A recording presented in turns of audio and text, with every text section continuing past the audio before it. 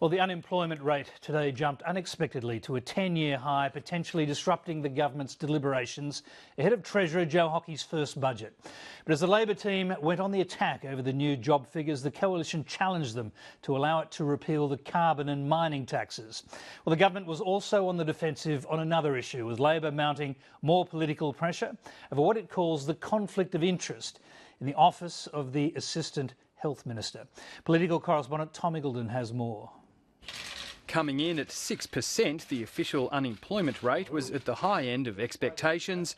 The government immediately moved to deflect blame. The fact of the matter is that this is a lag indicator.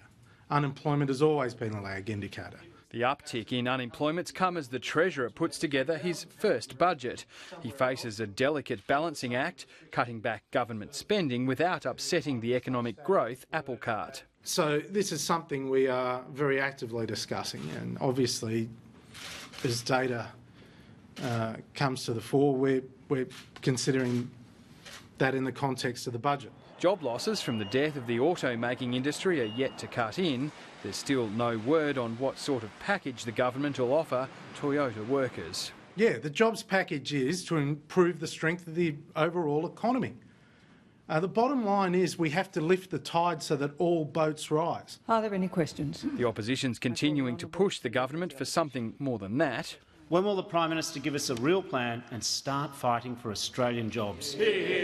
Everything we are doing is designed to make it easier to create jobs. That's what we mean when we say Australia is under new management and open for business. Qantas wants to open its business to international investors, and many in the coalition are publicly supporting changes to the Qantas Sale Act to allow it to do so. It's good to be here. CEO Alan Joyce has been back in Canberra with cap in hand. We're actively considering the issue, but it's not our immediate priority at this moment. The government's unwilling to directly prop up the struggling national carrier, but it is considering a request from the Flying Kangaroo to guarantee its debt. We will obviously look carefully at the results that are announced by Qantas, and if you think we're being dragged kicking and screaming on this one, you're right. The opposition, meanwhile, is trying to drag the Prime Minister into its attack on his Assistant Health Minister, Senator Fiona Nash. Labor says the Senator's Chief of Staff has a conflict of interest because of his relationship with a lobbying company. When did the Prime Minister or the Prime Minister's office become aware that Senator Nash's Chief of Staff had a shareholding in the food industry lobbying firm Australian Public Affairs? If there's anything to come back to him on, I will. This website promoting healthy eating is at the centre of the parliamentary battle. The minister ordered it taken down after it went live, and Labor's suggesting her Chief of Staff's relationship with the processed food industry influenced her decision.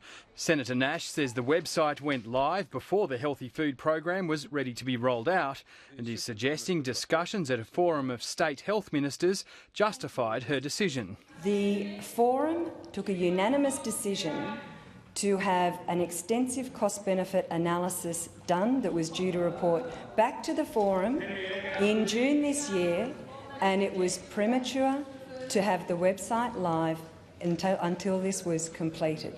But Labor says a communique issued after the forum met is at odds with that statement.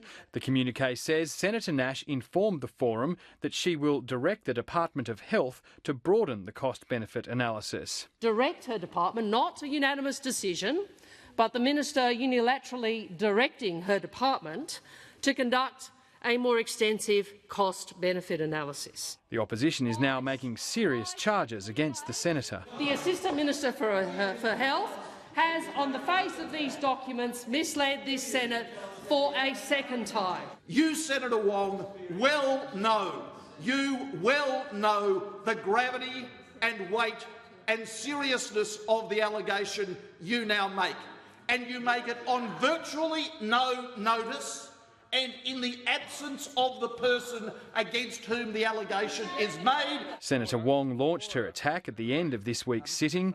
Liberal Senator George Brandis leapt to his colleague's defence. Your behaviour is unprincipled, it is unparliamentary, it is despicable, and you should be ashamed of yourself.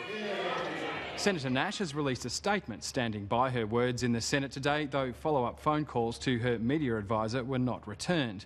Meanwhile, Tasmania's Labor Health Minister has told the ABC that in her view there was no link between the cost-benefit analysis and the operation of the website, and that the decision to expand the analysis was not put to a vote. Tom Miggleton, Lateline.